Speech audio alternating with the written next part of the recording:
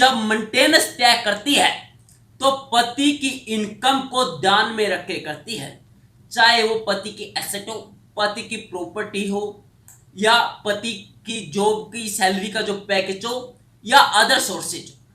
और पत्नी के सोर्स भी देखे जाते हैं इनकम के क्या है। नमस्कार दोस्तों, मैं एडवोकेट बिट्टू शर्मा। मैं आज आपके सामने इलाहाबाद यानी यूपी हाई कोर्ट की मेंटेनेंस से संबंधित जजमेंट पर एक वीडियो लेकर आया हूं। यह वीडियो आपके लिए बहुत ही इंपॉर्टेंट होने वाली है, इसलिए वीडियो को सब्सक्राइब एंड लाइक जरूर कीजिएगा। क्या होता है दोस्तों, पति पत्नी की लड़ाई होती है जो मेनली रीजन है।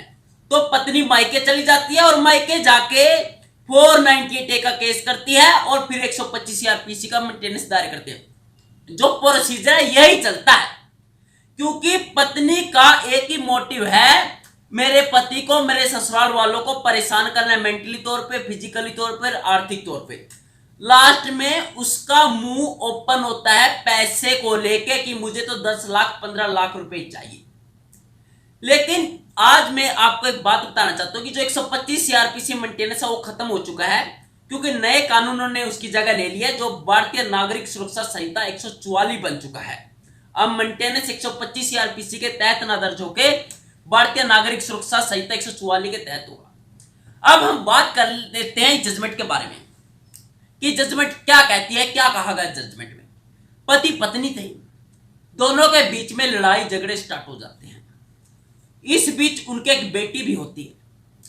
तो क्या होता है कि पत्नी अपनी बेटी को साथ में लेके मायके चली जाती है और मायके में जाके जो फिल्म है वो स्टार्ट हो जाती है, यानी 498A से लेके 498A के तहत दहेज का मामला दर्ज करवा देती है पति के खिलाफ, और फिर 125 सीआरपीसी के तहत मेंटेनेंस का वाद भी दायर कर देती है।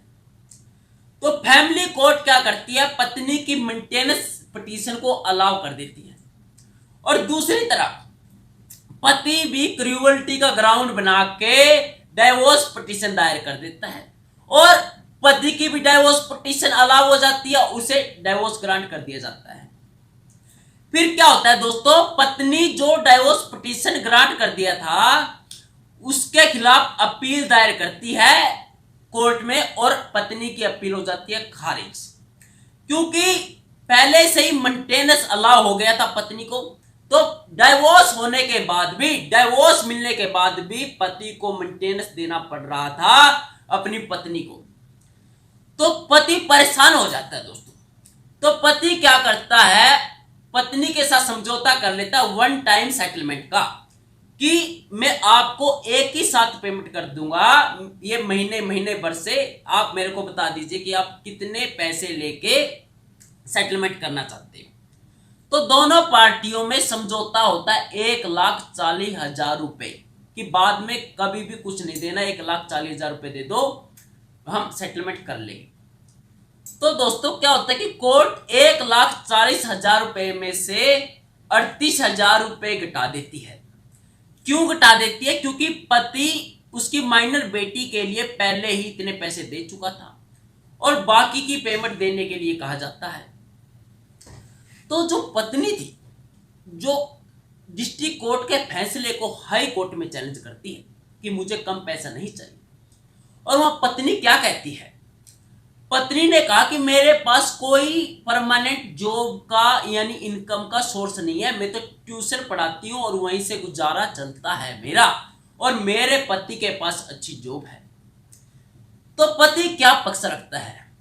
पति बोलता है कि सर मैंने दूसरी शादी कर ली है, और मेरी दूसरी शादी से मेरे 3 बच्चे भी हैं, और एक मेरी विधवा बहन है, वह भी मेरे पास रहती है, और मेरी जॉब जो मेरी सैलरी है, मेरी सैलरी सिर्फ 7500 रुपए है, चाहे आप मेरी बैंक स्टेटमेंट चेक कर लीजिए। यानी मेरे 7500 रुपए की सैलरी से मैं मेरी 3 बच्चों को भी पाल रहा हूं, मैं मेरी वाइफ को भी, और मेरी विधवा बहन है उसका भी पालन पोषण मैं ही कर रहा हूं, और मैं इसको 1,40,000 रुपए देने के लिए भी एग्री हूं। हमारा समझौता भी हो चुका लोअर कोर्ट में, फिर भी यह मुझे परेशान कर लिया। तो हाई कोर्ट ने अच्छे से देखा केस को, और लोअर कोर्ट को भी टिप्पणी की। हाई कोर्ट ने कहा कि जो आप मेंटेनेंस तय करते हो आप मेंटेनेंस इनकम को देख के त्याग मत किया करो, परंतु आपको कुछ और फैक्ट भी देखने चाहिए।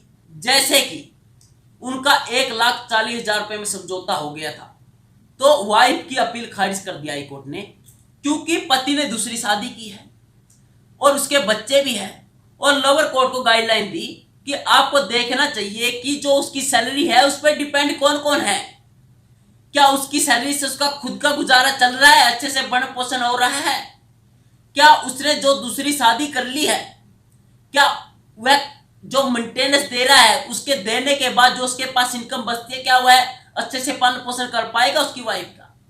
यह सब कुछ ध्यान में रख के आपको मेंटेनेंस तय करना चाहिए, आपको उसकी सैलरी को देख के ही मेंटेनेंस तय नहीं करना चाहिए। तो यह दोस्तों बहुत बड़ी रिलीफ दी पति पक्ष को, और जो उसकी पहली पत्नी से उससे भी रिटर्न में लिया गया कि आप 1,40,000 रुपए अमाउंट लेने के बाद इन फ्यूचर किसी भी प्रकार का कोई भी केस या कोई भी एग्जीक्यूशन नहीं डालेगी। यह थी दोस्तों जजमेंट, जिसका मैं लिंक डिस्क्रिप्शन में डाल दूंगा, आप वहां से रीड कर सकते हो। यदि आपके इस वीडियो से संबंधित कोई पॉइंट हो, कोई क्वेश्चन हो, या आप मुझसे कुछ पूछना चाहते हो, या आप 1-to-1 की मेरे साथ कोई अपॉइंटमेंट बुक करना चाहते हो, तो आप व्हाट्सएप करिए, मैं आपके क्वेश्चन का जरूर आंसर दूंगा। थैंक यू दोस्तों।